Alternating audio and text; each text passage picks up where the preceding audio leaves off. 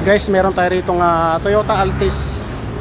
Yan, bali ang problema nito yung kanyang hazard at saka signal hindi gumana.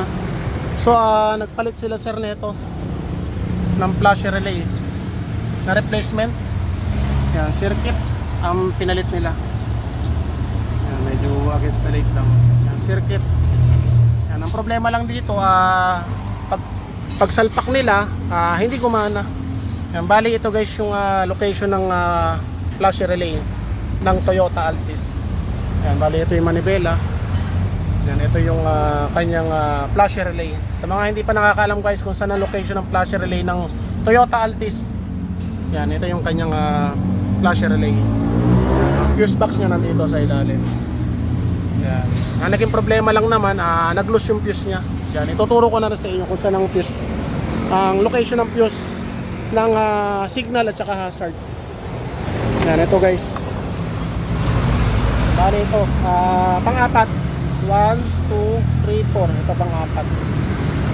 Yan. Yan yung fuse ng signal at saka hazard. Yan, bali si sir. Yan, bali ito guys, okay na. Nilinis ko lang yung kanyang fuse, gumana na. Yan, gumana na. Yan, kanina hindi gumagana, pati yung kanyang signal, okay na. Yan, patay natin. Yan, on. Yan, meron na siyang signal. Yan. Sir! Sir! Yan, bali ito yung may-ari. Sir, magkano pili mo na flash relay?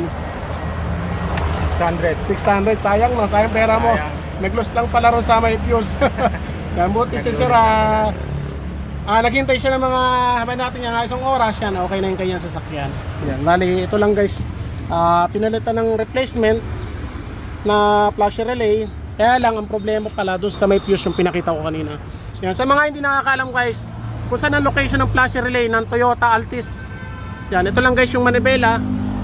Yan, buksan nyo lang yung kanyang cover dito sa ilalim. Yan, itong square na to. Yan, ito yung kanyang flash relay. Yan, okay guys, thank you. Sir, thank you.